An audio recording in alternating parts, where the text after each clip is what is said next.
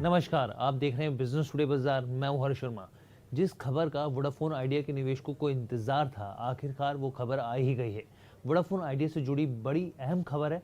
ये खबर क्या है, इसका क्या असर हो सकता है, तमाम पहलुओं पर चर्चा करेंगे। लेकिन उससे पहले आपको बिजनेस टुडे बाजार को लाइक शेयर सब्सक्राइब करना मत भूलिएगा। तो कंपनी ने शेयर बाजार को भेजी जानकारी में कहा है कि बोर्ड की बैठक में फंड जुटाने की योजना को मंजूरी दे दी गई है।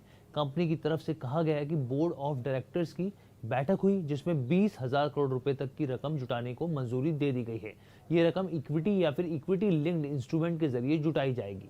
कंपनी ने साथ ही ये जानकारी भी दी है कि उस पर बैंक का जो कर्ज है करीब 4,500 करोड़ रुपए से कम है, और इसके अलावा जो बचा हुआ अमाउंट है वो कर्ज के जरिए जुटाया जाएगा। इसके साथ ही प्रमोटर भी प्रस्तावित इक्विटी बढ़ोतरी में भाग लेंगे। हालांकि कंपनी ने जानकारी दी है कि डेट और इक्विटी के जरिए कंपनी की कुल 45,000 करोड़ रुपए की जुटाने की योजना है। इसका मतलब ये हुआ कि 45,000 करोड़ रुपए जुटाने की एक तो योजना है, लेकिन फिलहाल 20,000 करोड़ रुपए तक की रकम जुटाने की मंजूरी दी है।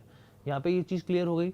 अब उसके बाद आगे क्या जानकारी दी? आगे जानकारी दी है कि वोडाफोन आइडिया ने कहा है कि फंड जुटाने के लिए बोर्ड ने मैनेजमेंट को बैंकों और सलाहकारों को नियुक्त करने के लिए अधिकृत भी कर दिया है। कंपनी 2 अप्रैल 2024 को शेयरधारकों के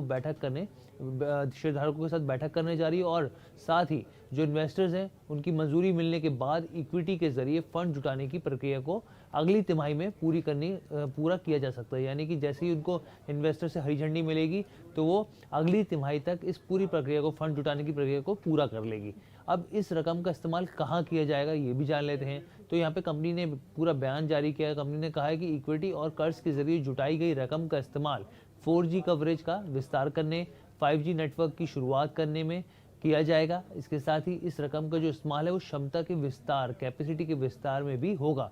कंपनी ने उम्मीद जताई है कि इस रकम के इस्तेमाल से जो बाजार में अपनी स्थिति को और ज़्यादा सुधार सकेगी, अपने कॉम्पिटिटर्स के सामने खड़ी हो सकेगी और ग्राहकों को बेहतर सर्विसेज मुहैया करा सकेगी।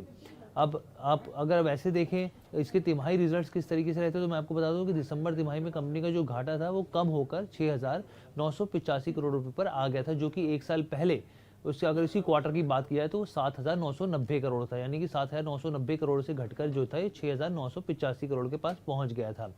एवरेज रेवेन्यू पर यूजर्स की बात की जाए, प्रति ग्राहक औसत आय की बात की जाए, तो पिछले साल के मुकाबले ये 7.5% बढ़कर 145 रुपये पर पहुंच गया था। यानी कि यहाँ पर भी स्थिति में जो प्रति ग्राहक औसतन आय है उसमें भी बढ़ोतरी देखने को मिली थी। फंड जुटाने का ऐलान से पहले वोडाफोन आइडिया के शेयर में गिरावट देखने को मिली थी, जो करीब जो स्टॉक है 6% की गिरावट के साथ 15 साढ़े 15 से ऊपर ही ट्रेड करता हुआ दिखा था। रिटर्न के मामले की बात करें तो एक साल में से स्टॉक में तेज रिटर्न हासिल किया है। एक साल पहले स्टॉक जो था 7 रुपये के स्तर के नीचे चला गया था, लेकिन उसके बाद इसमें दमदार तेजी देखने को मिली। और अब इस खबरों के साथ उम्मीद जताई जा रही थी कि निवेशक जो थे वो इंतजार कर रहे थे, क्योंकि फंड का जैसे ही ऐलान होगा तो कंपनी के इंफ्रास्ट्रक्चर पे, कंपनी की तमाम चीज़ों को, उसको एक्सपेंशन प्लान पर फोकस किया जा रहा था कि उसको बढ़ाने पे किया जाएगा, और वो खबर आ गई है।